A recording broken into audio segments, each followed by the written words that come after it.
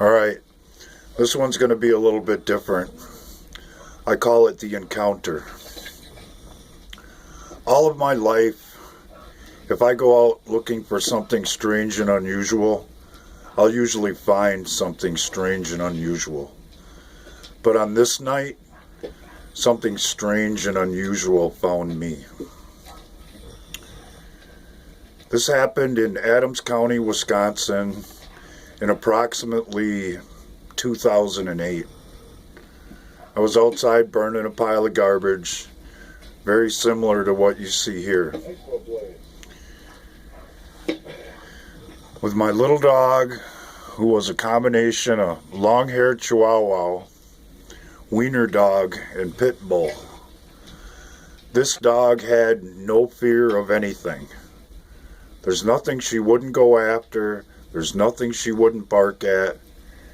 And that's just how she was. Well, we were sitting there watching the fire. I was sitting on the ground Indian style with a tree behind me, and the little dog was in between my legs. And in the distance, we heard this strange noise. Well, the dog's ears perked up, and I was kind of afraid that she might go running off into the woods to investigate what the noise was, because that was just in her nature. But surprisingly, she just sat there with her ears up as the sound got a little closer.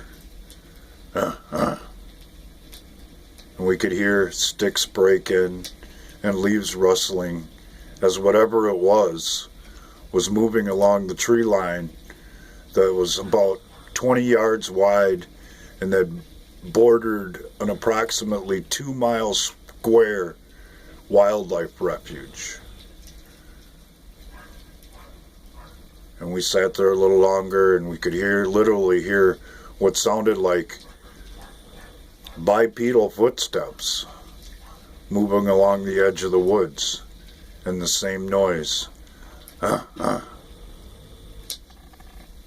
And before too long, it was parallel to where I was sitting with the dog and the fire, just on the other side of the small strip of woods. Well, it made the noise again, and it was like it was right on top of us. But a few seconds later, we heard the same noise in maybe a little bit lower tone answer back. And we sat there as the two called back and forth, and we could hear whatever the other one was coming in the same direction where the first one had stopped. Well, I turned and looked through the woods, trying to see whatever might be able to be seen through the light of the fire. And it looked like, at first, one giant silhouette, maybe 7 feet tall, with a real light red eye shine that would flash back and forth, kind of like when you drive by a reflector that you're not quite lined up with. And still the calls continued.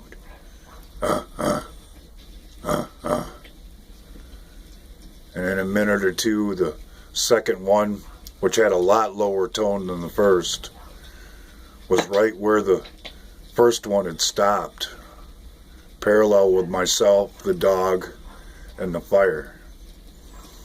Well, I was still straining my eyes to see what I could, and whatever the second one was at least a foot taller than the first, because you could see their silhouettes, and the eyes glint back and forth. Like I said, a lot like a reflector when you hit it with a flashlight or you're not quite lined up with it with your car. And they stood there for approximately 5 minutes, and all the little dog ever did was sit there with her ears up and back up in between my legs a little bit further. And eventually we heard them both move off. but still calling back and forth. And after a while, you could hear them split up. One moving straight down the trail that ran through the middle of the wildlife refuge, and another one moving off to the right, but still calling back and forth to each other. And after it became apparent that they were a good distance off, and we could still hear them, all of a sudden the dog jumped out of my lap and she went running towards the house, which was maybe 20 yards, 30 yards away, and waited for me on the front porch so that I could let her inside. That was the last time she wanted to come out that night, but I had to stay out and tend the fire.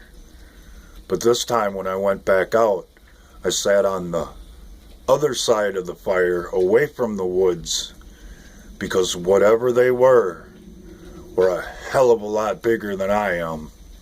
And I stand exactly 6 foot tall, pushing just about 200 pounds. That was the encounter.